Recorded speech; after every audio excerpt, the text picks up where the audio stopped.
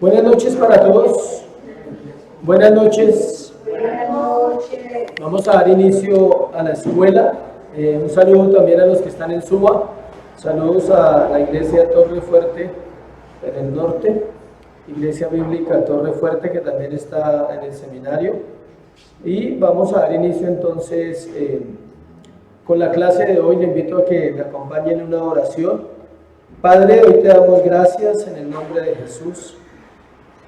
Señor, gracias por esta oportunidad, Dios. Enseña a la iglesia a valorar tu palabra, a amarla, Dios. Perdona hoy nuestra vida y límpianos, Señor. Prepara nuestro corazón para entender más de ti esta noche, para aprender más de tus atributos y para que no sean solo temas de conocimiento, sino que constantemente estemos revisando la importancia de conocerlos, de saber que podemos participar de ellos, de saber que hacen parte del cristianismo y de nuestro carácter, Señor, porque tú así lo has permitido.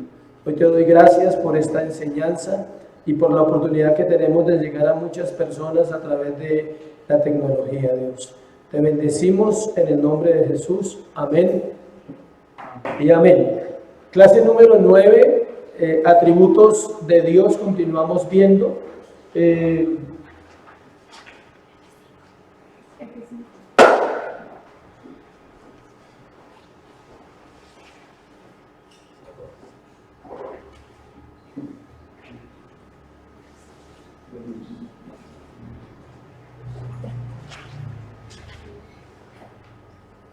Continuamos viendo entonces el tema de los atributos de Dios. Nos queda esta clase y la próxima, y hoy terminamos los atributos de esta área, los atributos morales. Vamos a ver 3 hoy: la justicia, los celos y la ira. Y vamos a leer un pasaje para iniciar donde están los 3 y lo vamos a ir explicando durante la clase. O sea, me voy a devolver a ese pasaje varias veces, aunque no lo hagamos, pero lo voy a citar varias veces durante el tema, porque ahí se aplican los 3 atributos que vamos a hablar hoy. Es Génesis capítulo 18, versículo 23 al 25. Génesis 18, 23 al 25. Dice: y se acercó a Abraham y dijo: ¿destruirás también al justo con el impío? Quizás haya 50 justos dentro de la ciudad. ¿Destruirás también y no perdonarás el lugar por amor a los 50 justos que estén dentro de él? Lejos de ti el hacer tal que hagas morir al justo con el impío y que sea el justo tratado como el impío. Nunca tal hagas. El juez de toda la tierra no ha de hacer lo que es que justo. Ahí parece que solo habla de la justicia, pero el pasaje nos habla también de los celos y de la ira de Dios, porque es justo. Abraham está reclamando justicia, le dice: Señor, tú no vas a destruir al malo juntamente con el bueno, y tampoco, o sea, Dios no va a revolver las cosas en Sodoma y Gomorra. Y se ve la ira de Dios desatada sobre el juicio en Sodoma y Gomorra, se ve el celo de Dios por su pueblo, por defender su honor, y se ve cómo Dios aplica los 3 atributos allí, y lo vamos a estar mirando en varias partes. Entonces, hablaremos hoy primero de ¿qué? De la justicia. Equivale también a rectitud, justicia o rectitud. Hablaremos también hoy de su celo y hablaremos de su ira, pero entonces vamos a empezar en orden. Primero, ¿qué? La justicia y la rectitud de Dios. Esta es difícil de comprender, y sé que hoy muchos Dios les va a hablar, porque entender la justicia de Dios equivale a una confianza absoluta en que Él sabe lo que está haciendo con su vida y con la mía. ¿Por qué es difícil entender la justicia de Dios? Porque no conocemos el corazón de los hombres, no conocemos las circunstancias que las personas han vivido, y no conocemos la soberanía de Dios en cuanto a 2 cosas: en cuanto a la recompensa y en cuanto al juicio. Por eso es difícil entender la justicia de Dios. A veces pensamos que Dios está siendo injusto con algunas personas que sufren mucho. Y a veces pensamos que está siendo injusto con aquellos que tienen todo y no se lo merecen. Yo sé que usted lo ha pensado y yo también lo he pensado. En la Biblia varios hombres lo pensaron. David lo pensó. Los amigos de Job tenían un problema en entender la justicia de Dios. Ellos pensaban que Job se merecía lo que estaba viviendo. Ellos no sabían nada de Job, solamente juzgaban porque le habían venido unas situaciones difíciles, perdió sus hijos, perdió su esposa, perdió el dinero, perdió las fincas, perdió todo. Entonces al ver eso sus amigos dijeron, es justo, o sea, ese tiene algo guardado, algo ha hecho para que Dios lo trate así. Pero no nos equivocamos en hacer juicios a la ligera. Siempre tenga cuidado con usted pensar que usted sabe por qué una persona está siendo tratada y por qué otro está siendo bendecido. Es muy difícil pensar en esas cosas. El corazón lo conoce ¿quién? El Señor. Solo Él puede dar conforme al corazón de cada persona, pues Él es ¿qué? Justo. Hablar de la justicia de Dios es hablar de su rectitud, que es lo mismo. Él es recto y justo. En los versículos que leímos, encontramos a Abraham intercediendo por Sodoma. Y dice, en el versículo, lo tengo acá, en el versículo 25, al final, dice, el juez de toda la tierra no ha de hacer lo que es justo. Abraham tiene confianza con Dios y le dice, le está haciendo una afirmación, pero al mismo tiempo le manda una pregunta a Dios y le dice, yo creo que tú eres justo, no has de hacer lo que es justo. O sea, él está diciendo, tú no vas a matar a todos, si allí hay gente justa, tú no los vas a matar. Y empieza a regatear, ¿no? Desde 50, 40, 30, al final pues el Señor solo libera a ¿quién? A Lot. Y la Biblia describe a Lot como el justo Lot. Nosotros no lo vemos así, porque a toda hora le embarraba. Se fue de Abraham buscando acercarse cada día más a Sodoma y a Gomorra. Su conducta no demuestra que fuera un hombre muy santo y muy justo, pero no podemos pelear con la Biblia. La Biblia dice que él era justo. ¿Por qué? El día del juicio lo vamos a saber. Bueno, ese día le vamos a preguntar al Señor. Esa es la justicia. ¿Por qué le pongo ese ejemplo? Porque la justicia de Dios no la vas a entender jamás. Yo tampoco la voy a entender. Mire la definición de justicia. La justicia de Dios quiere decir que Dios siempre actúa de acuerdo con lo que es ¿qué? Recto. Y Él mismo es la norma final de lo que es recto. ¿Qué quiere decir? Que todo lo justo tiene que amoldarse y estar alineado con el corazón y el pensamiento de Dios y con la Escritura. No puede salirse de ahí. O sea que tu concepto y el mío de lo que es justo no sirve. De hecho, el profeta Isaías en el libro de él mismo dice que nuestras justicias son como ¿qué? Trapos de inmundicia delante del Señor. Y uno dice, uy, o sea, todo lo que yo pensaba que era correcto no es tan correcto. Él puede mirar, evaluar y definir el corazón si es justo o si no es justo. Miremos varios versos, sigamos hablando un poquito. Encontramos pasajes muy claros acerca de la justicia y la rectitud de Dios. Uno de ellos es Deuteronomio 32:4. Él es la roca, cuya obra es ¿qué? Perfecta. Él es la roca cuya obra es perfecta. Si hablamos de la obra de Dios, no solo en la creación, sino de la obra de Dios en el creyente es ¿qué? Perfecto. Dice, porque todos sus caminos son ¿qué? Rectitud. O sea, los caminos de Dios son rectos, los míos no se amoldan a esa rectitud. Dios de verdad y sin ninguna iniquidad en él es justo y recto. La palabra rectitud y justicia se encuentran unidas en las Escrituras muchas veces, dando a entender que el carácter justo de Dios está basado en su rectitud. ¿Qué es recto? No hace nada torcido. Él no trata de torcer algo para que usted y yo lo comprendamos. Él no trata de amoldarse a que el hombre lo comprenda. Dios no sufre por eso. Es que yo no entiendo. Dice, no, tranquilo. Yo sé hasta dónde entiendes y sé hasta dónde te puedo llevar y sé hasta dónde puedo apretar. La famosa frase, Dios aprieta, pero no ahorca. Aunque algunos se sienten ahorcados. Algunos se sienten ahorcados, pero Él no ha ahorcado a nadie.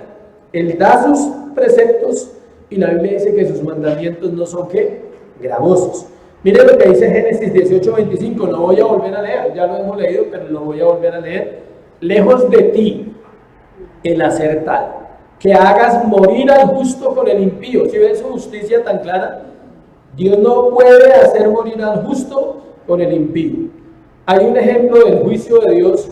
Dios no puede juzgar igual a un niño de 12 años que murió y va a ser juzgado, porque ya tenía conciencia de pecado a esa edad. Con un hombre de 40 años, no puede juzgarlos igual. El juicio tiene que ser, ¿qué? Diferente, porque Él es, ¿qué? Justo. Escuche, aunque juntos se pierdan, el juicio es diferente. Y aunque juntos se salven, el juicio es diferente. La recompensa es diferente y el castigo es diferente, porque Dios es, ¿qué? Justo. Él no puede decir, para todos igual, ¿sabe? No es perezoso para hacer eso. Él se toma la tarea de decirle, esto es por esto y esto es por esto. Porque Dios conoce el corazón de los hombres. Dice, y que sea el justo tratado como el impío. A veces pensamos, sobre todo en estos tiempos, donde hay tanta confusión en el Evangelio, por un lado de la prosperidad y por otro lado el Evangelio que no promete tanta prosperidad sino salvación, y que encaja la prosperidad dentro de los méritos de Cristo como salvación, fe, gracia, amor. Esas riquezas son las que la Biblia ofrece. No estoy diciendo que seamos pobres, ojalá todos podamos vivir mejor, pero cuando hay ese contraste entre esos dos evangelios, entonces pensamos que Dios está tratando al justo como trata al impío, pero no es así. Dice, nunca tal hagas, el juez de toda la tierra no ha de hacer lo que es justo. Salmo 19:8, los mandamientos de Jehová son rectos, que alegran el corazón. El precepto de Jehová es puro, que alumbra los ojos. Cada versículo es para uno abrirse así, en exponerlo, en entenderlo, en meditar y decir, los mandamientos de Jehová son rectos. O sea, nada de lo que tú obedezcas a Dios te va a llevar a un camino de impiedad. Siempre te va a llevar a los caminos de Dios. Y Isaías 45:19 dice, yo soy Jehová que hablo, ¿qué?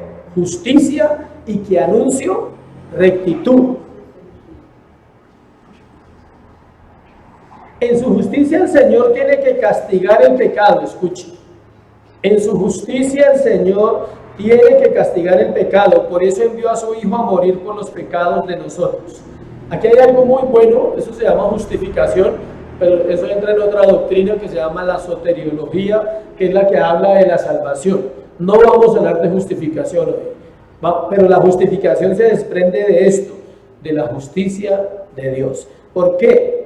Dios tenía que hacer justicia sobre el pecado para que usted y yo podamos hoy disfrutar la vida cristiana que tenemos. Para que usted y yo, al partir de este mundo y resucitar un día, encontremos un juicio de recompensa y no un juicio de condenación. Él tenía que ejecutar justicia sobre el pecado porque Dios aborrece el pecado, mas ama al pecador. Entonces, ¿cómo ejecutó la justicia? A través de su Hijo Jesús al morir en la cruz del Calvario. Todo el pecado recae sobre Él y ahora vamos a hablar de la ira de Dios que vino sobre Él y lo castigó, digámonos así. Él castigó el pecado y le dio el juicio al pecado. ¿Para qué? Para no matarnos. Si el Señor no castiga el pecado en Jesús, tenía que matarnos a nosotros cada vez que alguien pecara, se moría. ¿Se imaginan?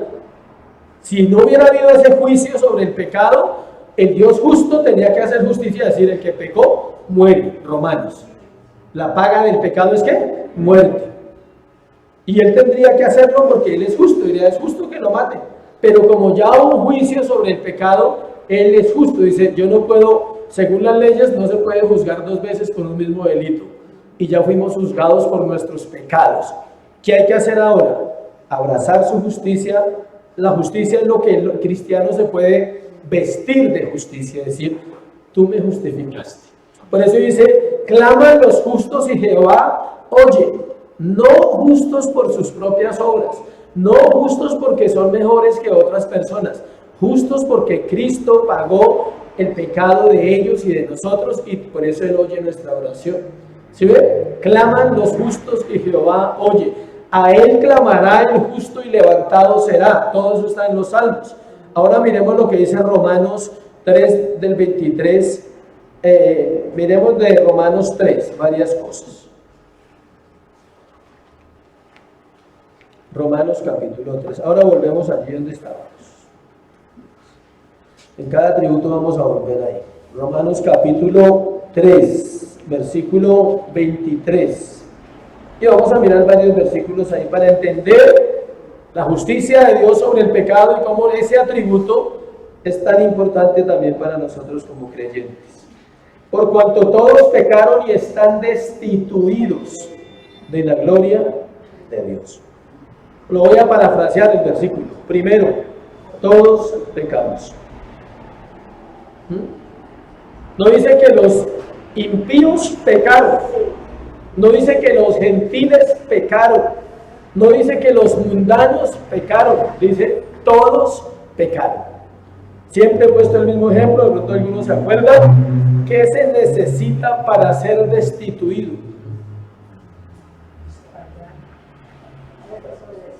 Haber sido constituido primero. O sea, tú no puedes destituir un senador si no es senador. ¿Cómo lo vas a destituir?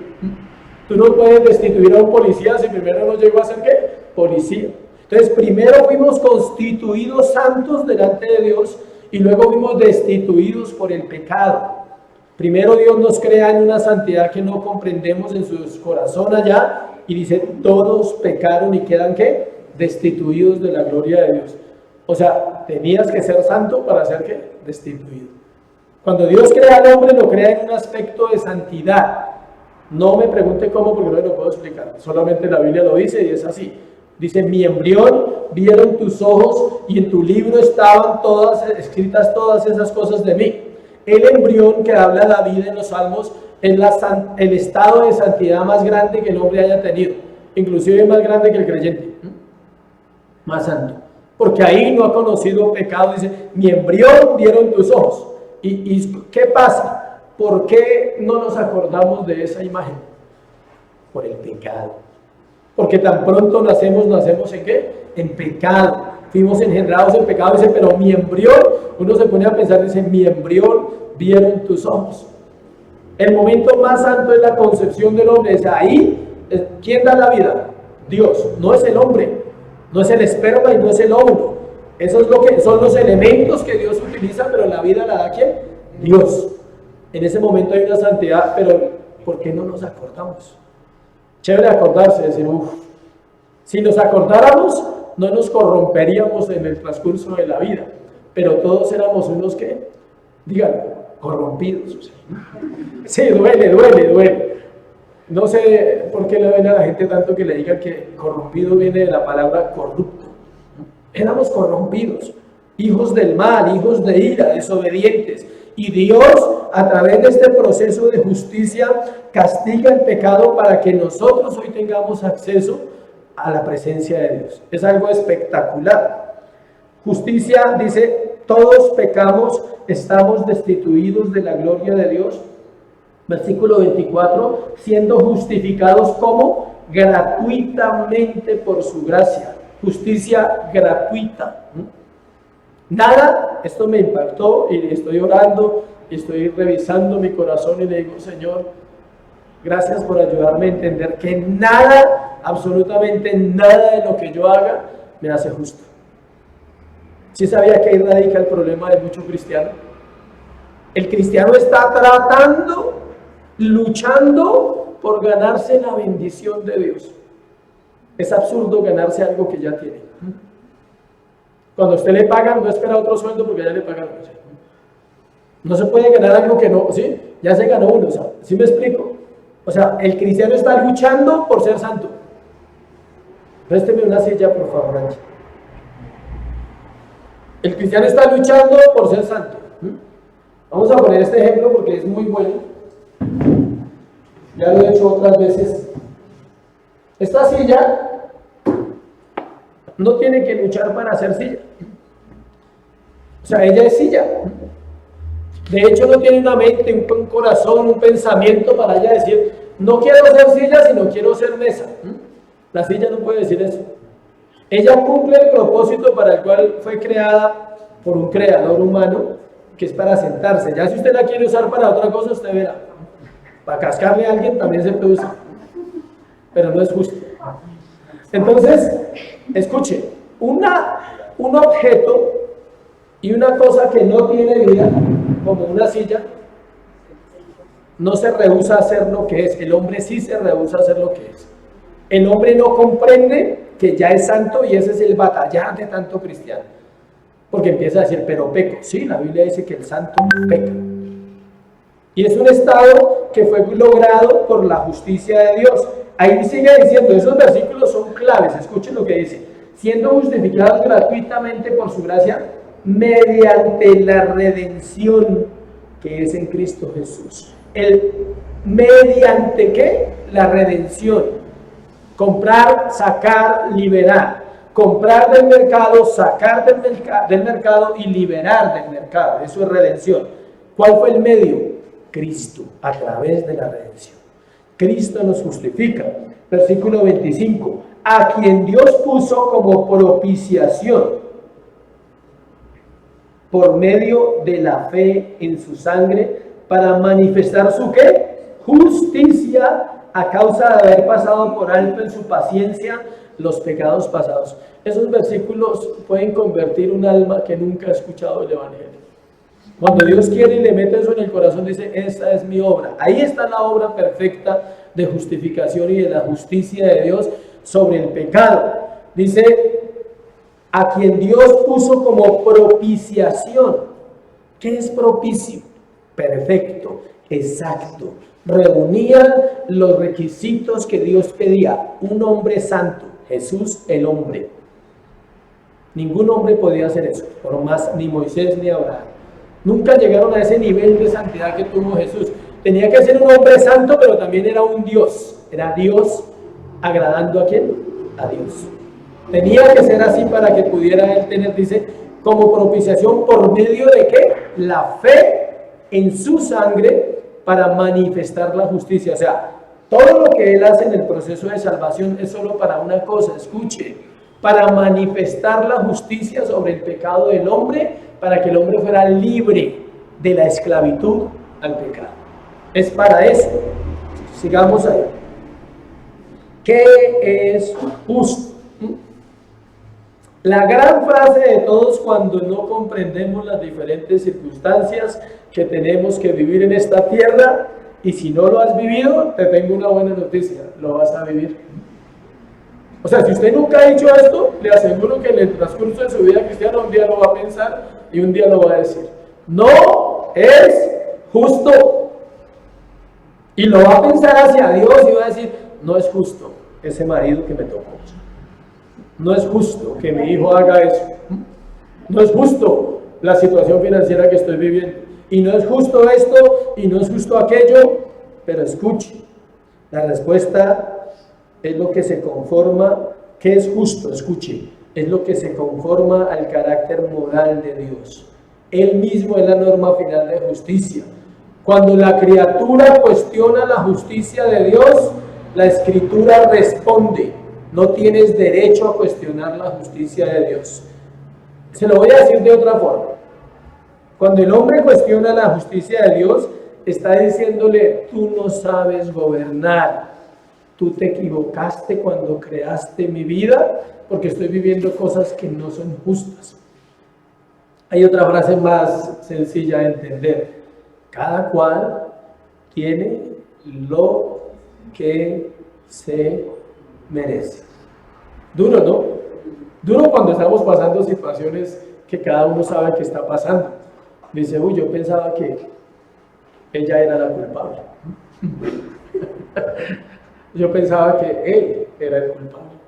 O yo pensaba que tal cosa, ¿sí? No.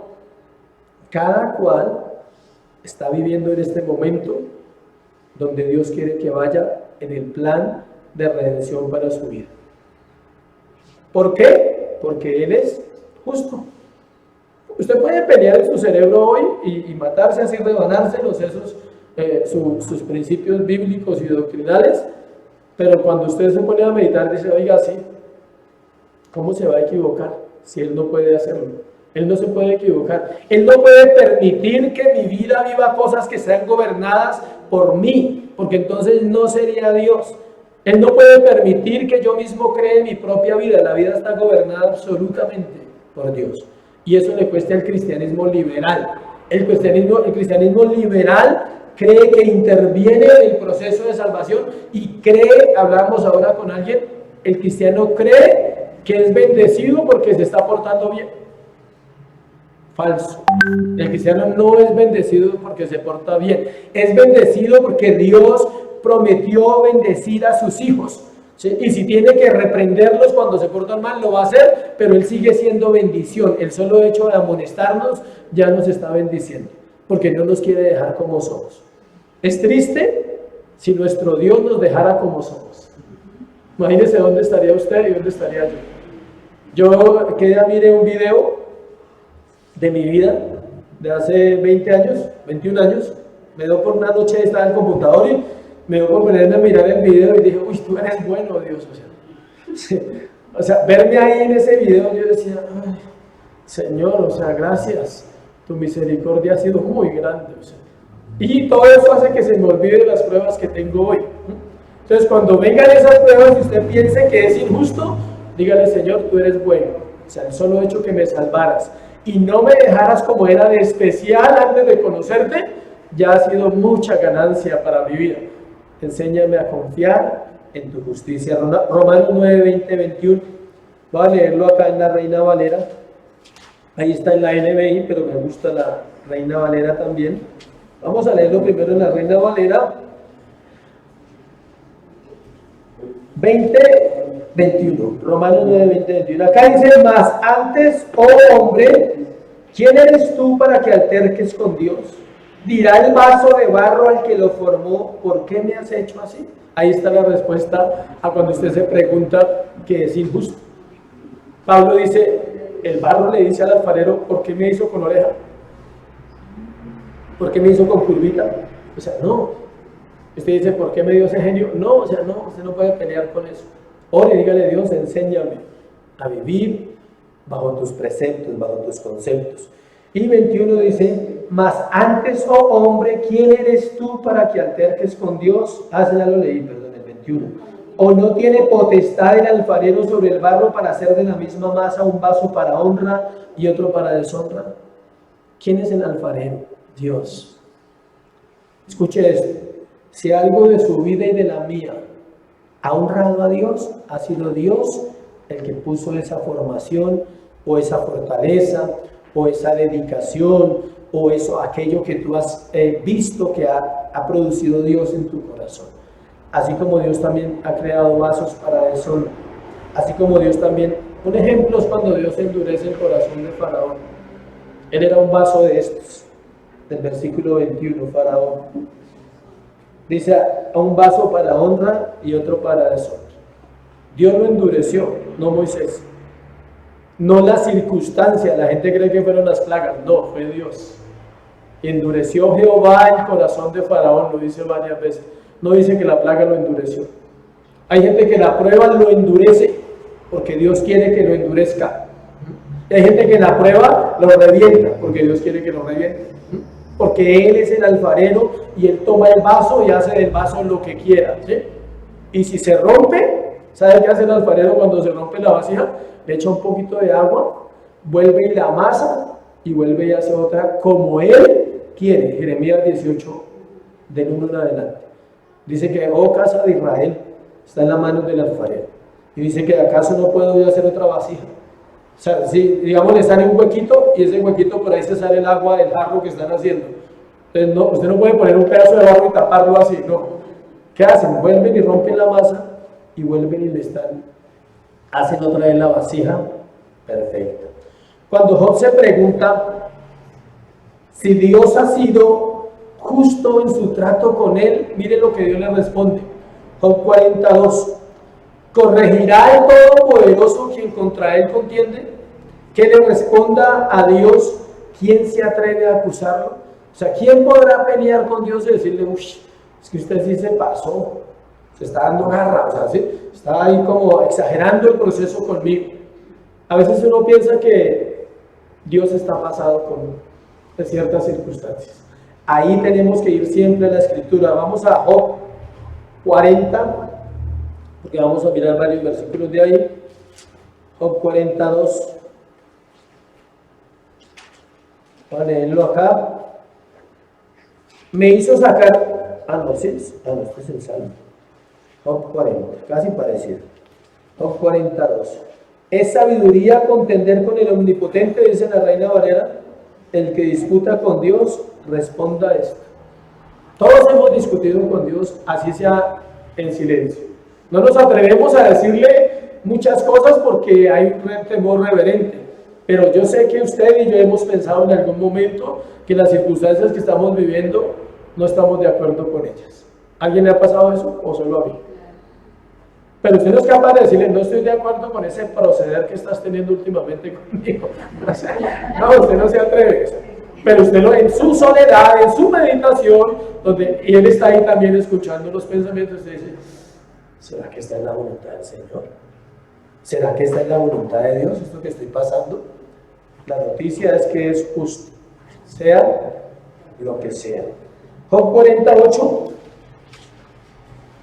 ¿Invalidarás tú también mi juicio? ¿Me condenarás a mí para justificarte tú? ¿Se acuerdan que Job duró 38 capítulos peleando? Y en uno lo desbarata.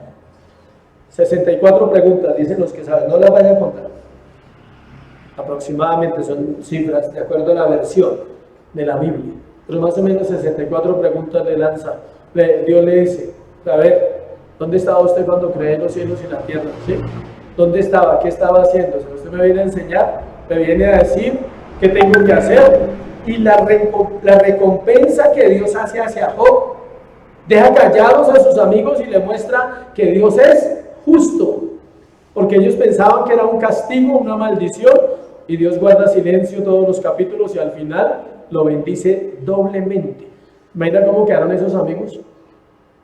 Los amigos le decían, Job, ¿tú qué decías? ¿Tú qué nos enseñabas?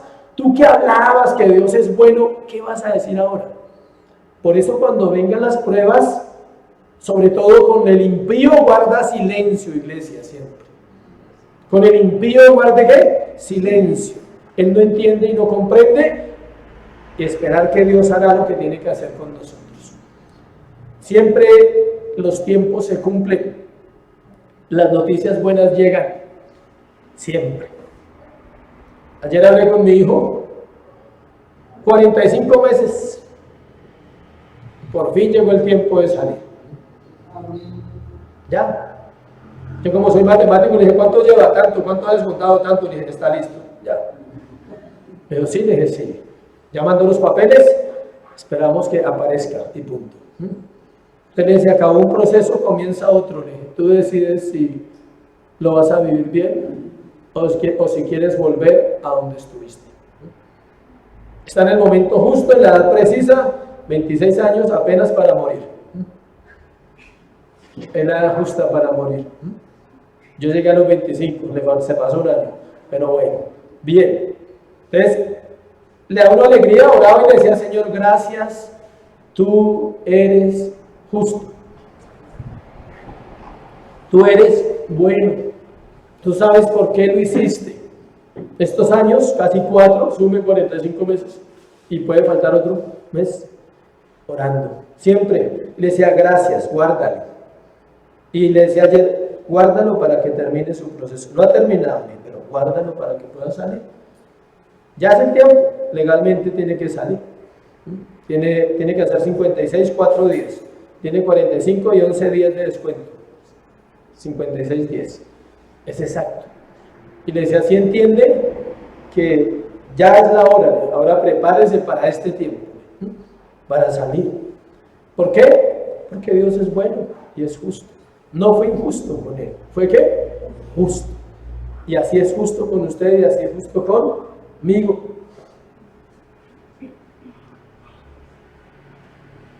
Dios responde no en términos de una explicación que le permitiera a Job entender por qué las acciones de Dios fueron justas. Dios no te da explicación, sino más bien en términos de una declaración de la majestad y el poder de Dios. Job 38, versículo 12. Lo que estábamos hablando. ¿Has mandado tú a la mañana en tus días? ¿Has mostrado al alba su lugar? ¿Sí es lo que le dice Dios a Job? Dice Job, usted es el que manda que los días aparezcan. Usted es el que determina que amanezca. Dice, no, soy yo. Él no le está diciendo por qué vivió todo eso. Nunca le dio una explicación. Nunca le dijo, Job, yo escudriñé en su corazón y encontré que usted era un hombre miedoso. Porque Job tenía temor. Lo que temía me sobrevino. Ahí está la respuesta. Job no había pecado, no habían pecados para que él hubiera vivido su proceso como lo vivió, hubiera vivido ese proceso. Era Dios revelándose a Job a través de un proceso para enseñarle ¿qué? Su justicia. Entender esto es revelación. Cada uno de ustedes y yo tenemos que entenderlo bajo la revelación de Dios en los procesos que estamos viviendo. No vas a entender la justicia como una doctrina. Esta es la doctrina, el atributo de Dios, pero la justicia se entiende bajo un proceso personal. Cuando usted dice, tú eres justo, ahora lo comprendo. Hace 20 años yo estaba en el lugar donde está mi hijo, porque Él es justo. Y lo vine a entender años después, dije, gracias. Nunca le quise decir gracias, pero años después, 7, 8, 10 años después, le dije, muchas gracias por haberme llevado allá. Me enseñaste, me guardaste y me preparaste para esto que estoy viviendo ahora. Gracias. 10 años después di gracias, porque en el momento no lo comprendemos. Cuando alguien parte y muere, no comprendemos, pero Dios es ¿qué? Justo. Cuando una situación se te sale de las manos, tú no estás dispuesto a decirle gracias. Me duele, pero gracias. No lo vas a entender. Pero cuando sales de esa inmadura, dice, puedes durar quebrantado diciéndole gracias, de verdad. Ahora entiendo por qué lo hiciste.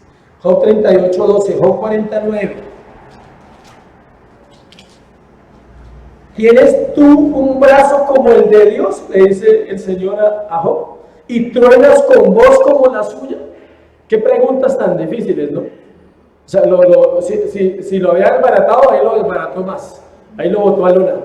Dijo, Job, ¿acaso tu brazo es como el mío? O sea, ¿acaso tú puedes hacer las cosas que yo hago? No, nada. Dice, ¿y truenas tu voz o con voz como la de Dios?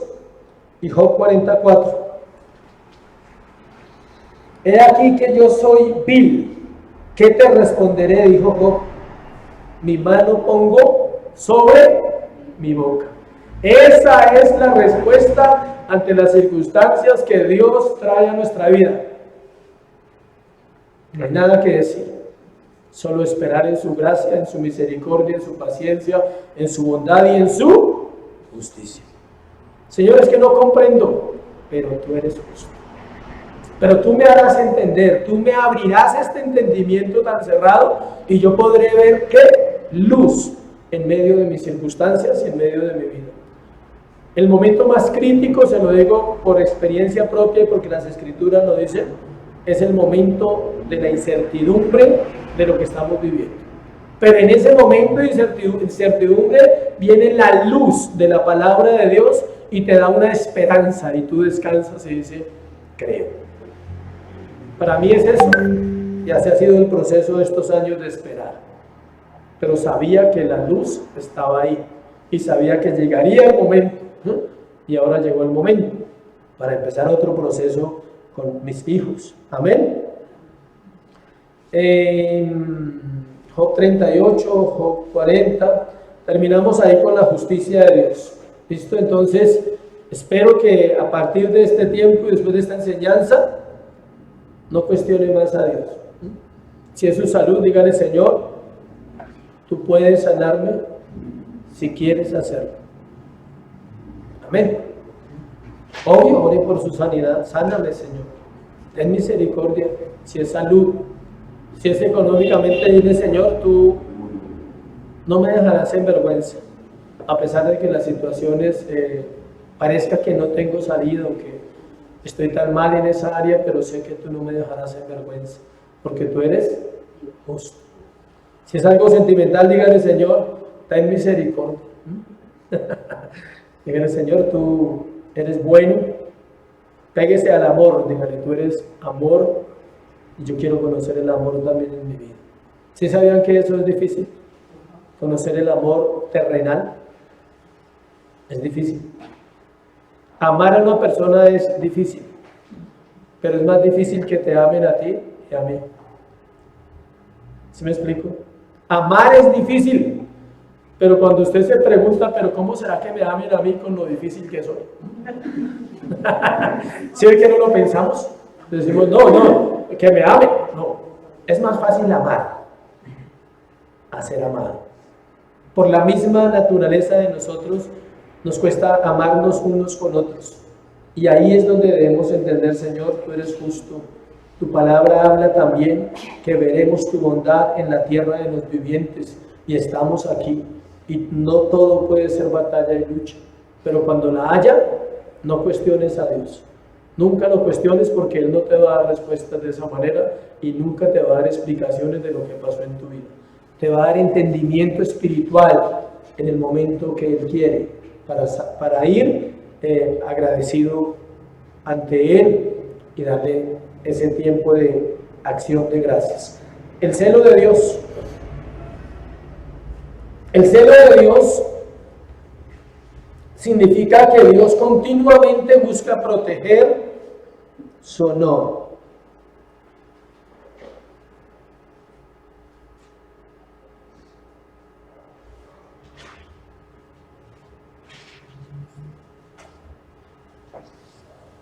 El tema de la justicia es mucho más largo, ¿no? Solo vemos este pedazo, pero eso lo vamos a tratar en otras doctrinas porque me vuelvo un poquito antes ahí. Hay una justicia que se llama justicia retributiva y otra que se llama, anótelo ahí para que lo tenga en cuenta para después, y otra se llama justicia remunerativa. O sea, el juicio de recompensa y el juicio de condenación. No lo voy a tocar ahora porque esos temas se tocan en tiempos finales y se toca también en salvación. Entonces vamos suave porque eso es cualquier cantidad de información para el cerebro y para la mente y para el corazón. Entonces, confórmese con saber que no podemos cuestionar a Dios porque Él es ¿qué? Justo. Remunerativa y retributiva. Vamos a hacer el celo de Dios. Significa que Dios continuamente busca proteger su honor. Busca proteger ¿qué? Su honor. Esta es una doctrina que damos en el inicio de los celos de Dios, dice. Qué bueno que estén interesados.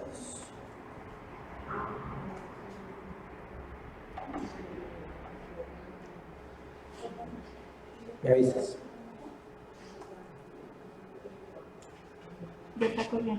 ¿Listo?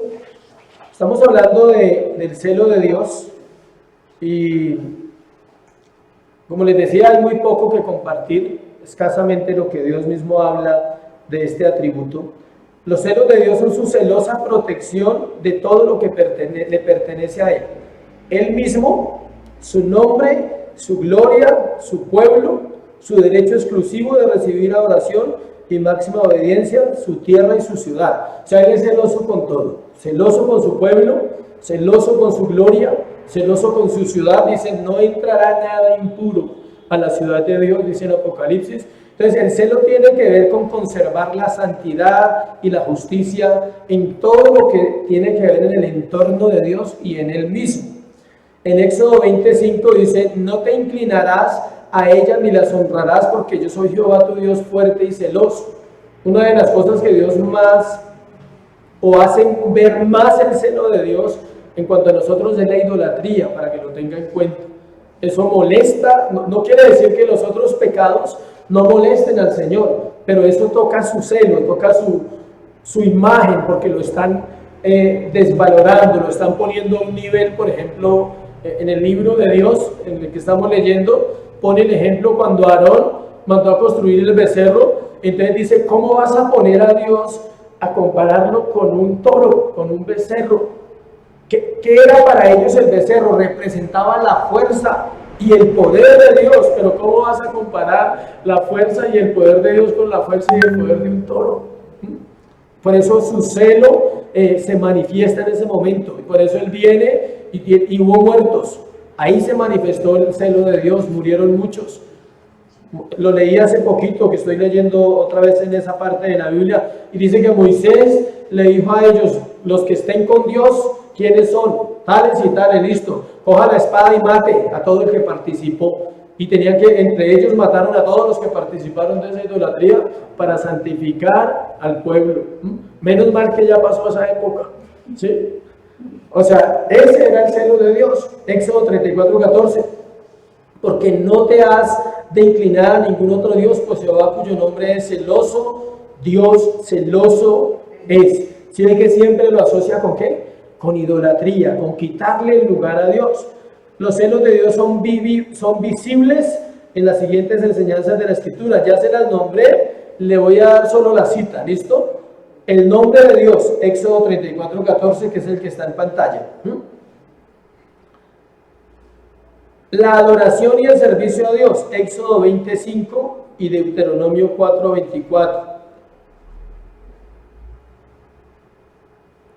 Dios es celoso con el pecado. No lo voy a leer porque dicen lo mismo, ¿sí? Y porque me quiero llegar al otro atributo, que es el de la ira. Dios restaura a su pueblo por su celo. Segunda de Reyes 19:31, Isaías 37:32. Fue lo mismo que le leí ahorita, sino que le estoy dando las citas bíblicas. Segunda de Reyes 19:31, Isaías 37:32. Mientras toma nota, le voy a leer ese Isaías. Isaías 37:32 dice: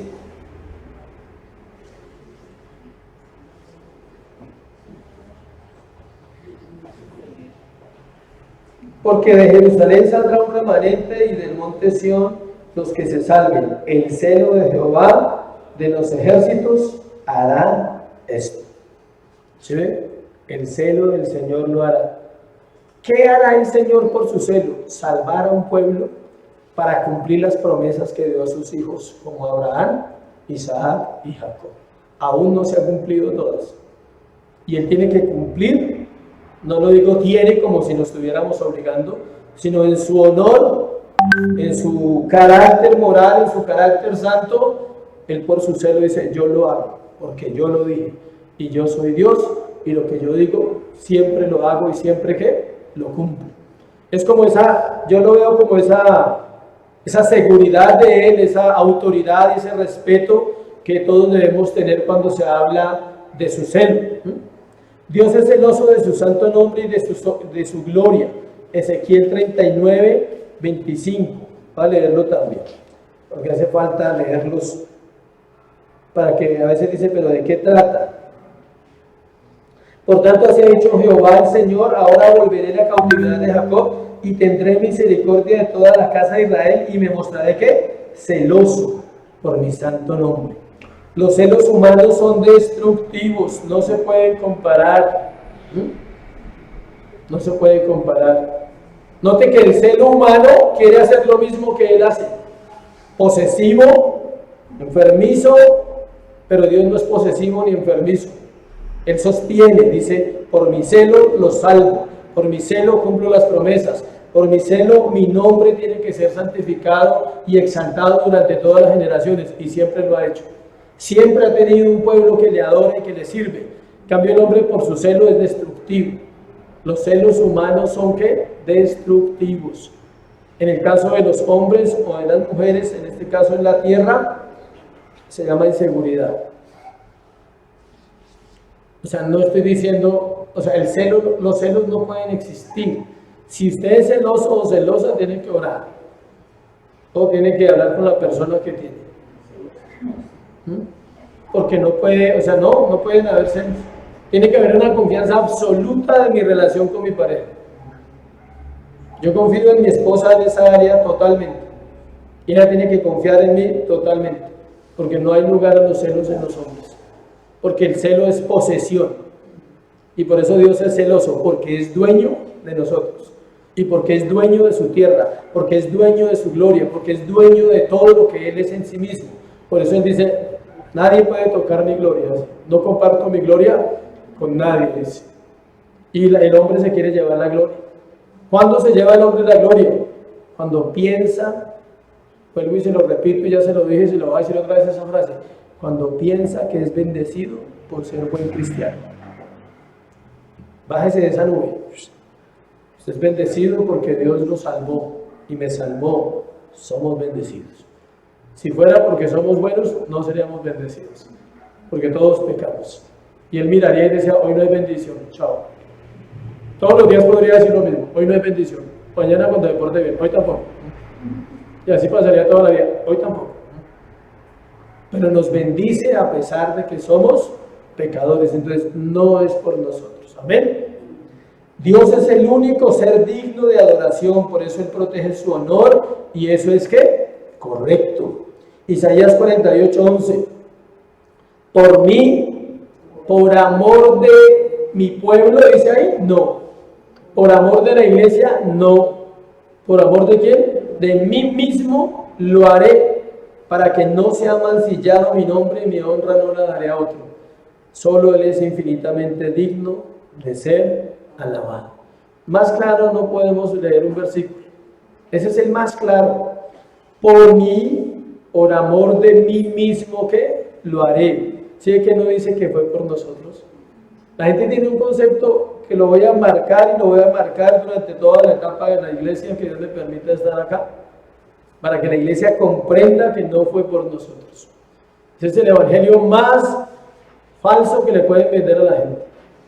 Fue por Él mismo, por vindicar su honor, porque Él creó al hombre santo, debe salvar y debe santificar al hombre, y Él cumple su deber. Dice, yo soy Dios y yo no me equivoqué en crear hombres a mi imagen y a mi semejanza. Y dice, por amor a mí mismo, ¿qué? Lo haré, para que no sea mancillado su nombre. O sea, Él no lo hace para que a usted le vaya mejor. Y Él no lo salvó a usted para que usted viva mejor en esta tierra. Lo salvó para que su gloria sea levantada, su nombre sea levantado, y para que el hombre lo exalte durante todas las generaciones. Amén. Ira. La ira de Dios. Podríamos decir que es el atributo menos predicado en la iglesia. De todos los atributos usted puede haber escuchado. ¿Quién ha escuchado un sermón sobre la ira de Dios?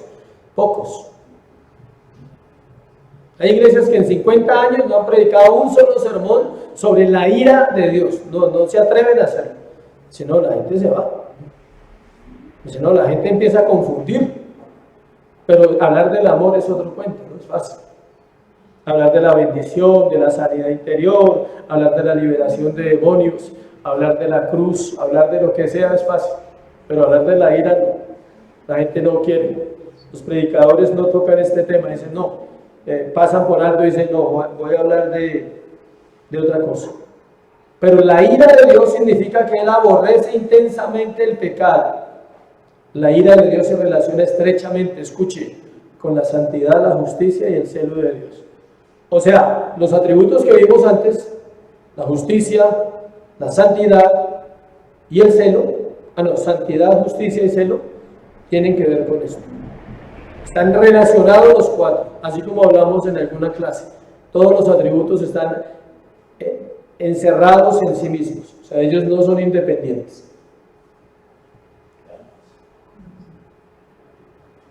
El hecho que la iglesia no predique sobre la ira de Dios no quiere decir que la iglesia esté bien, al contrario, está mal, porque nos da un conocimiento de Dios parcial en las Escrituras. Se puede hablar constantemente del amor de Dios, pero entonces necesitamos hablar constantemente de la ira de Dios. Sería conocer la mitad de Dios y no la otra mitad. Y la Biblia nombra los dos atributos en varios versículos en una sola cita bíblica. Dios es amor, pero también es ¿qué? Fuego consumidor. Horrenda cosa es caer en manos de un Dios vivo. En Hebreos. Está en el Antiguo Testamento, está en el Nuevo Testamento. Tal vez nos sorprende descubrir cuán frecuentemente la Biblia habla de la ira. Habla más de la ira que del amor, si quería saber. Doctrinalmente usted encuentra más citas de la ira de Dios que del amor de Dios. Éxodo 32, del 9 al 10. Pero espere seguir. Bueno, le damos el versículo. Dijo más Jehová a Moisés: yo he visto a este pueblo, que por cierto es pueblo de dura cerviz. Ahora pues, déjame que se encienda mi ira en ellos y los consuma, y de ti yo haré una nación grande. ¿Se acuerdan de ese episodio? Cuando el pueblo se rebeló, murmuró y Dios los iba a destruir. ¿Y quién intercedió? Moisés. Moisés dijo: máteme a mí, ráeme de la tierra si es posible, pero no este pueblo. Y eso muestra que Dios se aira. Eso muestra que su ira hace parte del plan de Dios sobre la humanidad. Sin embargo, si Dios ama todo lo que es recto y bueno y todo lo que se conforma a su carácter moral, es lógico que aborrezca todo lo que se opone a su carácter moral. ¿Cuántos aman lo bueno? No lo bueno de vivir bien, sino lo bueno, lo correcto, lo justo. ¿Cuántos aborrecen lo malo? ¿Cuántos se alegran cuando escuchamos esas noticias terribles de crímenes, de vejaciones, de violaciones, de maldad en la tierra? Uno no puede alegrarse. Y ni tampoco puede decir: eso es normal, hay que orar. No vas a arreglar nada, mañana no vas a resolver los crímenes de la humanidad. Pero si oramos, podemos pedir que Dios tenga misericordia. La ira de Dios se puede definir como sigue. Ya lo leímos ahí. La ira de Dios significa que Él aborrece intensamente el pecado. Miremos Deuteronomio 9, del 7 al 8. Ahí está en la diapositiva. Acuérdate. ¿Se acuerdan que el domingo hablamos de Deuteronomio? Acuérdate. No olvides que has provocado la ira de Jehová tu Dios en el desierto. Desde el día que saliste de la tierra de Egipto hasta que entraste en este lugar, habéis sido rebeldes a Jehová, en Horeb provocasteis a ira a Jehová, y se enojó Jehová contra vosotros para destruiros. Las veces que Dios se airó en los 40 años que estuvieron en el desierto, si alguno quiere hacer la suma de cuántos pagaron esa ira, sume. Miles. En un día murieron 20 y pico mil. Y se abrió la tierra y se los tragó. Menos mal que estamos bajo la gracia. O si no, la iglesia tendría que contar todos los días cuánto le mueren. Sería así. Pero usted haga una, al que le gusten las estadísticas, miren en los 5, en Éxodo, Levítico, Números y Deuteronomio, sume cada vez que Dios trajo juicio, mortandad y muerte sobre el pueblo de Israel. ¿Por qué? Porque se airó. ¿Y por qué se airó? Porque pecaron. Porque pecaron contra la santidad de Dios.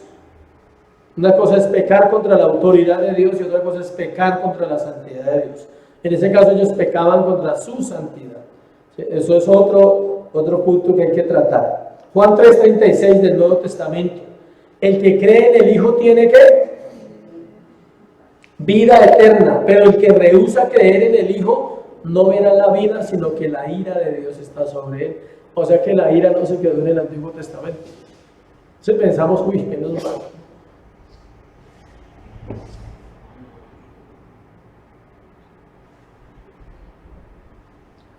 Romanos 1:18. Porque la ira de Dios se revela desde el cielo contra toda impiedad e injusticia de los hombres que detienen con injusticia la verdad. Este también es un atributo por el que debemos agradecer y alabar a Dios. Tal vez no comprendamos de inmediato cómo se puede hacer esto, puesto que la ira parece ser un concepto negativo. Pero nosotros debemos darle gracias a Dios porque la ira cumple una función dentro del plan perfecto. Sin embargo, es útil preguntarnos qué sería Dios si fuera un Dios que no aborreciera el pecado. ¿Qué clase de Dios tendríamos nosotros si nuestro Dios no aborreciera el pecado? Entraríamos en los dioses de la mitología griega. Según la mitología griega, los dioses hacían ¿qué? Bacanales.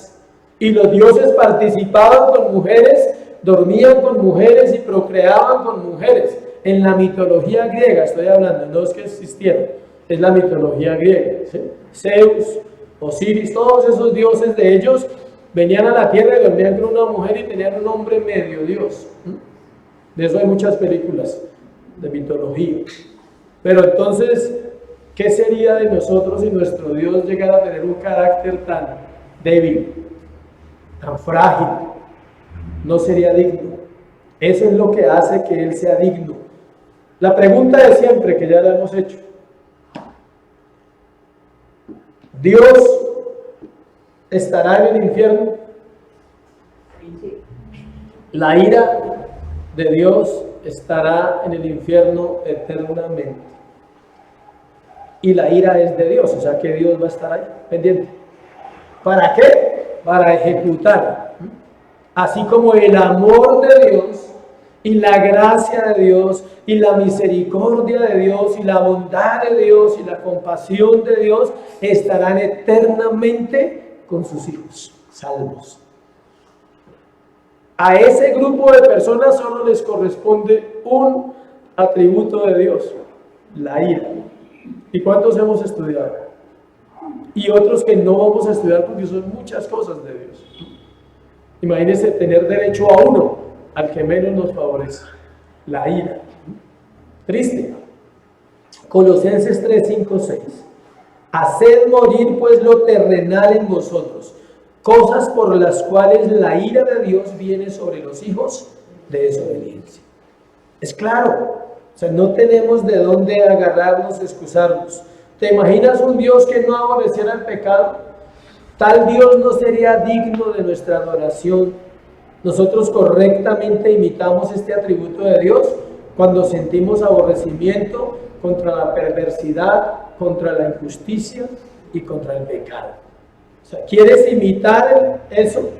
Es cuando uno de verdad se molesta por el pecado, no juzga a la persona, le duele, uno dice, pero ¿cómo no pueden ver? O sea, como una mamá se va a tomar toda la noche a fornicar y deja a sus hijos en una casa.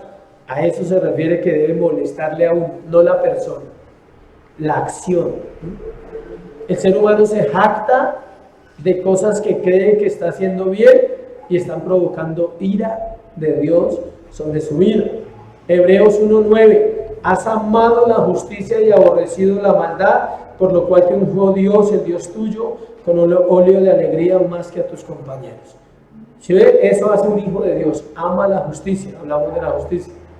Lo recto, lo correcto. Y aborrece ¿qué? La maldad.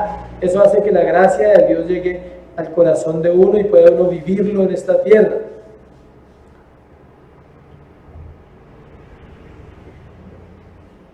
Es en verdad una virtud del hombre aborrecer el mal y el pecado. Uno tiene que orar por eso. Pero ¿sabes? Sobre todo ¿dónde? En nosotros mismos. Es fácil verlo en los demás, ¿cierto? Y decir, uy, me duele esa persona cómo está viviendo. Me duele que no quiere entender.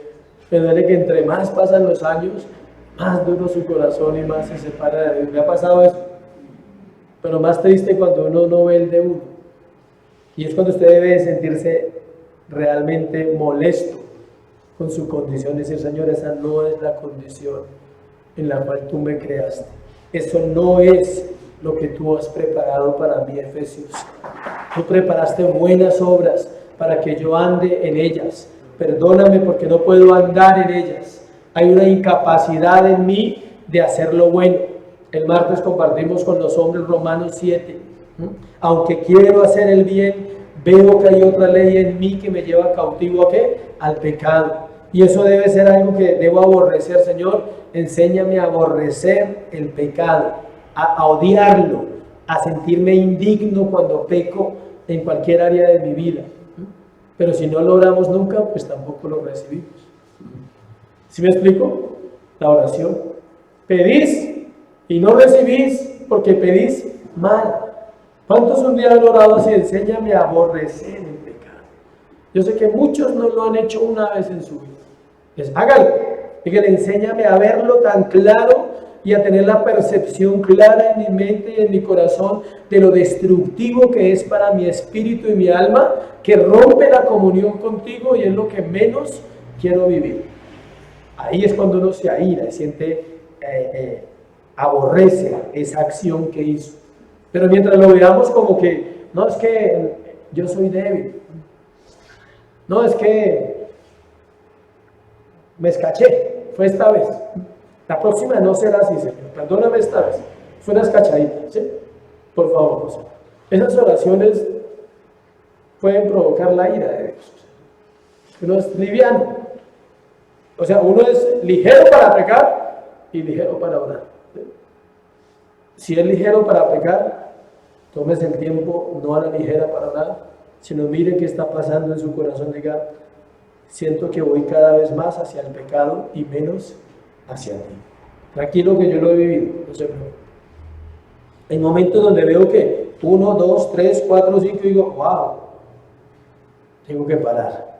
He permitido ciertas cosas una vez, 2 veces, 3 veces, 4 veces, digo no. Eso no es la voluntad de Dios. Y ahí paro y entro a orar y digo, Señor, pon freno a mi maldad. Y haz lo que tengas que hacer con mi vida, pero no me dejes llegar a donde yo quiero llegar. No me dejes caer donde yo pienso que tal vez pueda solucionar, porque a veces no encontramos una solución al pecado porque no hay. Siempre va a ser la solución volver el corazón al Señor. ¿Cómo se relacionan los creyentes con la ira de Dios? 2 formas. Antes, según Efesios 2:3, antes dice, éramos por naturaleza hijos de ¿qué? Ira, lo mismo que los demás. Antes, así se relaciona a Dios. Y ahora, 1 Tesalonicenses 1:10, esperar de los cielos a su Hijo, al cual resucitó de los muertos, a Jesús, quien nos libra de ¿qué? La ira venidera. La ira de Dios debería motivarnos ¿a qué? A la evangelización. ¿Quiénes necesitan una motivación para evangelizar? Toda la iglesia. Piensa en la ira de Dios, diga, ¿será que alguien puede salvarse de esa ira si yo abro mis labios y predico? Si le comparto el evangelio a más personas, puedo ser partícipe de esa obra que Dios está haciendo. Obvio que la hace Él, pero Él quiere que hablemos. Entonces, eso debe ser un motivo de evangelización. Además, como creyentes no debemos sentir temor de la ira de Dios, porque aunque como los demás éramos por naturaleza hijos de la ira, ahora estamos esperando que el Señor regrese por su pueblo o que partamos de esta tierra para estar con Él para siempre. Vamos a ir terminando. Segunda de Pedro 3, 9, 10. El Señor no retarda su promesa, sino, según algunos la tienen por tardanza, sino que es que paciente para con nosotros, no queriendo que ninguno perezca, sino que todos procedan al arrepentimiento. Pero el día del Señor vendrá como ladrón en la noche, en el cual los cielos pasarán con gran estruendo, y los elementos ardiendo serán deshechos, y la tierra y las obras que en ella hay serán quemadas. Y después de eso será el día de la ira del Señor. ¿Se ha leído esa frasecita en la Biblia? Abdías, Nahum, Habacuc, Sofonías, todos ellos hablan el día de la venganza del Señor nuestro. Es el mismo, el día de la ira de Dios. Es la misma frase, el día del Señor. Todas esas frases son el mismo significado. El día del Señor, el día de la ira de Dios, el día de venganza del Señor nuestro. Todos ellos son ¿cuándo? El mismo día. Pero el mismo día de la ira de Dios o en el mismo tiempo de la ira de Dios, la iglesia verá lo importante de haber sido salvos, porque no va a recibir ¿qué? La ira. Su propia demanda es esta, escuche. Ver ahora que yo soy y que no hay dioses conmigo. Yo hago morir y yo hago vivir. Yo hiero y yo curo. No hay quien pueda librar de mi mano. Y diré, vivo yo para siempre. Sí, afilaré mi reluciente espada y mi mano arrebatará el juicio. Y yo volveré la venganza a mis enemigos y daré el pago a los que me aborrecen. Deuteronomio 32, del 39 al 41. Una mirada a la concordancia nos revelará que hay más referencias al enojo, el furor y la ira de Dios que a su amor y su benevolencia. Él odia todo pecado porque es santo, y porque lo odia su furor se enciende contra el pecador. Salmo 7:11. La ira de Dios constituye una perfección divina tan importante como su fidelidad, su poder o su misericordia. Es igual de importante. Nunca la tomes a la ligera. Nunca pienses que porque no vamos a participar de ella, no debemos pensar en ella. Pensar en ella nos debe afligir espiritualmente, decir, Señor, ten misericordia de esta humanidad, de esta generación. La naturaleza misma de Dios, que hace del infierno una necesidad tan real, un requisito tan imperativo y eterno como es el cielo, no solamente no hay en Dios imperfección alguna, sino que no hay perfección que sea menos perfecta que otra.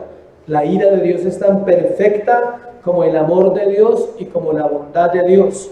La ira de Dios es tan exacta como su omnipotencia y su omnisciencia. Es el desagrado e indignación de la rectitud divina ante el mal. Esa es la ira de Dios. Es el desagrado e indignación de la rectitud divina ante el mal. Es la santidad de Dios puesta en acción contra el pecado. Es la causa motriz de la sentencia justa que pronuncia contra los que actúan mal. Y esto no es para condenar a la humanidad lo que estoy leyendo. No es para eso. Es para que la iglesia vuelva su corazón a pedirle a Dios compasión por los que están alrededor de nosotros, por nuestros hijos, por nuestros familiares, por nuestros vecinos, por nuestros barrios y nuestras comunidades y nuestras naciones. A eso es lo que Dios está esperando que hagamos. No estamos condenando, todo el mundo se va a perder y para el infierno. O sea, no. Cuando Dios trae una palabra y enseña sobre su atributo de la ira, nunca está diciendo que nos alegremos. Está diciendo que la iglesia debe ser confrontada y debe pensar en la compasión y en la misericordia. No será una venganza, escuche. Será la aplicación de la justicia. La ira no será una venganza, será la aplicación de la justicia para los que rechazaron su verdad y su palabra. La oportunidad para cada persona de no llegar a este día es lo que el apóstol Pedro escribió, que es lo que está en pantalla. Su ira se manifestó cuando fue pronunciada la primera sentencia de muerte, cuando la tierra fue maldita y el hombre fue echado del paraíso terrenal. Ahí fue su primera vez que la ira se manifestó. ¿Cuándo? Cuando sacó a Adán y a Eva del huerto. Ahí empezó a manifestarse ese atributo. Se enojó y dijo, no van a estar ahí para siempre. No van a estar eternamente ahí. Morirán. Tendrán que morir porque él tenía que hacer uso de su ira. Los ejemplares castigos que encontramos en la Biblia, como el diluvio, mostraron su ira, su desagrado. ¿Con quién?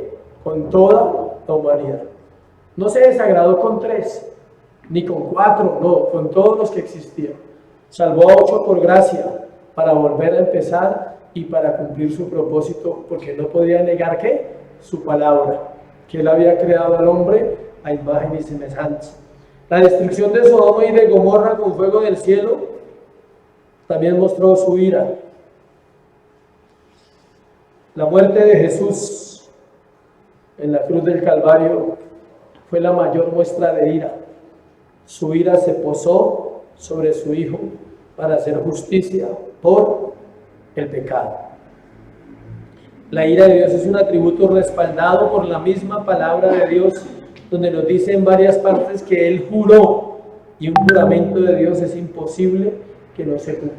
Juré en mi furor, dice, que haría tal cosa, y lo va a hacer. La ira de Dios es una perfección del carácter divino sobre la que necesitamos meditar con frecuencia. ¿Cuándo necesitamos meditar? Con frecuencia. Cuando esté mal, piense en la ira de Dios y verá que se le arregla la vida. Cuando esté pensando en desmayar, diga, no quiero llegar a ese día, prefiero seguir aquí. Si ve como algo, un solo pensamiento, Señor, ¿cómo será ese día? Uno no alcanza a imaginárselo. O sea, una cosa es leer y citar y traer textos y aferrarnos a la Escritura hoy, ¿sí? Pero nadie sabe cómo será ese día. Y ningún ser humano tiene la mente, la capacidad espiritual de llegar a pensar cómo será aplicada la ira de Dios. La Biblia nos da destellos, pero nuestra mente no alcanza. En primer lugar, ¿por qué debemos meditar? En primer lugar, para que nuestros corazones sean debidamente inculcados del odio que Dios siente hacia el pecado. Eso nos ayuda. Saber que Dios odia el pecado, y la Biblia dice que debemos odiar lo que Dios odia. Nosotros siempre nos inclinamos a considerar trivialmente el pecado, o sea, como pasajero, a excusarlo, a consentir su fealdad. Pero cuando más estudiamos y meditamos la aversión de Dios hacia el mismo y su terrible venganza sobre él, más fácilmente nos daremos cuenta de su enorme daño sobre la humanidad. Terminamos. Segundo lugar, para engendrar en nuestros corazones un temor verdadero a Dios. Para eso ayuda la ira. Retengamos la gracia por la cual servimos a Dios agradándole con temor y reverencia, porque nuestro Dios es fuego consumidor. Que Dios tenga misericordia de todos nosotros hoy y siempre. Que Dios tenga misericordia de todos los habitantes de la tierra y salve a aquellos que Él escogió. Que nos ayude a terminar bien la carrera que un día empezamos y que nos dé la certeza que el día de la ira será el día de la recompensa para nosotros. Amén. Preguntas, pero oremos primero. Padre, gracias por este tema, Señor. Gracias por tu misericordia. Podemos apelar, dice la Escritura, a tu misericordia. Podemos acercarnos al trono de la gracia por tu justicia, Dios, porque hiciste justicia sobre nuestras maldades y nuestros pecados que nos separaban de ti un día, Señor, y nos diste la oportunidad de estar esta noche aquí. Gracias, Dios, gracias por ser infinitamente bueno, por amarnos aún siendo pecadores. Gracias porque tienes misericordia del que tienes misericordia y te compadeces de aquel que tú quieres. Por eso nuestra oración esta noche es de gratitud, pero al mismo tiempo, Señor, de interceder, de pedirte que tengas misericordia de aquellos que están lejos de ti, Dios. Que el día de la ira, que está reservado, Señor, para aquellos que rechazan tu verdad, podamos nosotros, mientras estamos en la tierra, compartir el Evangelio, Dios, a toda criatura, como está escrito. Despierta en el corazón de la iglesia la compasión al solo pensar que tu ira será aplicada un día sobre aquellos que no te conocieron, Dios. Hoy te damos gracias, Señor, por este tiempo, en el nombre de Jesús. Amén. ¿Preguntas? Nicolás hace una pregunta. ¿Y si nosotros podemos conocer todos los atributos de Dios? No. Acuérdense que hay unos atributos incomunicables y de hecho todos estos atributos que estamos compartiendo los conocemos parcialmente.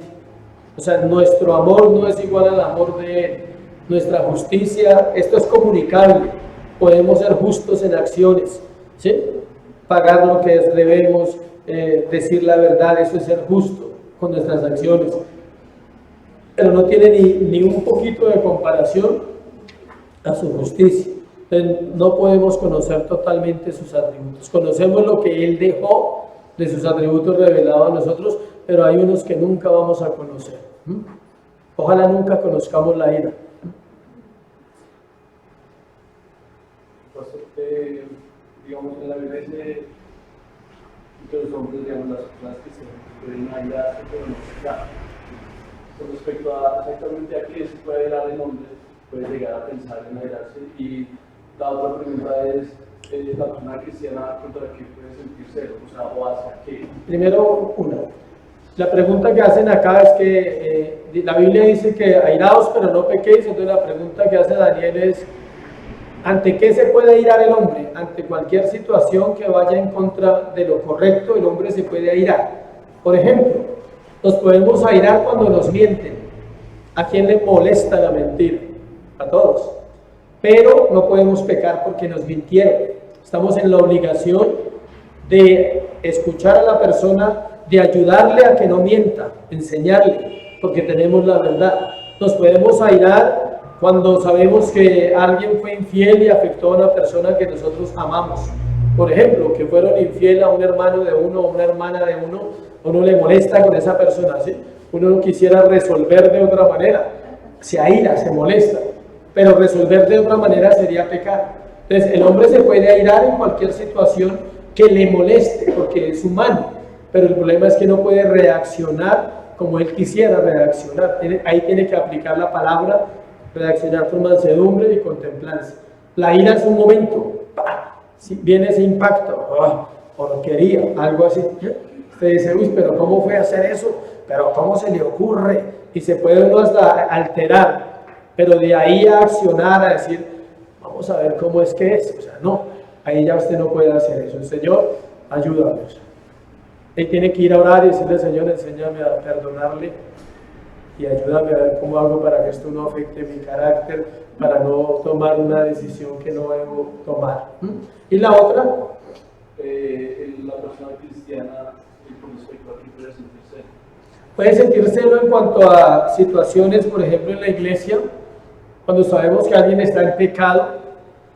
Eso debe ser un motivo para preocuparse un cristiano que sabe y tiene el deber y la obligación de comunicar y no va a afectar a la persona porque dice eso está afectando a la iglesia, siente celo por la casa de Dios. Ese tipo de celo puede sentirlo el cristiano. Celo en cuanto a su casa, ahí es difícil. Si tú sabes que algo va a llegar a tu casa y va a contaminar tu casa, tienes que tomar una postura firme y decir no. Por ejemplo, mi hijo tenía 16 años y llegó un día a poner un CD de las barras de Millonarios. Entró todo contento y hoy montó el CD allá. Apenas yo escuché eso, fui y lo apagué. Le dije, coja su CD y escúchelo en otro lado. Aquí no se escucha eso. Uy, pero que... Le dije, pero nada, ¿listo? En ese equipo no se escucha música del mundo. ¿Le gusta? Escúchela donde sus amigos y donde pueda. Le dije, aquí no. No le estoy diciendo que no la escuche, simplemente aquí no se escucha y punto. Es mi casa y listo. Es mi equipo y ya. Ush, la típica, ¿no? El joven que dice, uy, ¿pero qué? ¿Sí? Pero no se escuchó. Es poner un límite en cuanto a ciertas cosas. ¿Listo? ¿Quedó claro? ¿Más preguntas? La señora Vale pregunta, ¿cuál es la principal relación entre la justicia, la ira y el celo? Muy bien. La principal relación entre la justicia, la ira y el celo. Dios tiene que aplicar su justicia. Escuchen bien la respuesta. La respuesta es que ¿cuál es la relación entre la justicia, el celo y la ira? Escúchenla. Dios aplica su justicia por causa de su celo para no desatar su ira. ¿Quedó claro? Dios tiene que aplicar su justicia porque es que celoso y eso hace que Él no aplique la ira sobre nosotros. ¿Quedó claro? ¿Listo? Muchas gracias. Dios les bendiga. Apenas terminemos las 10 clases, quedan en un paquete en el canal de la iglesia para que los puedan escuchar.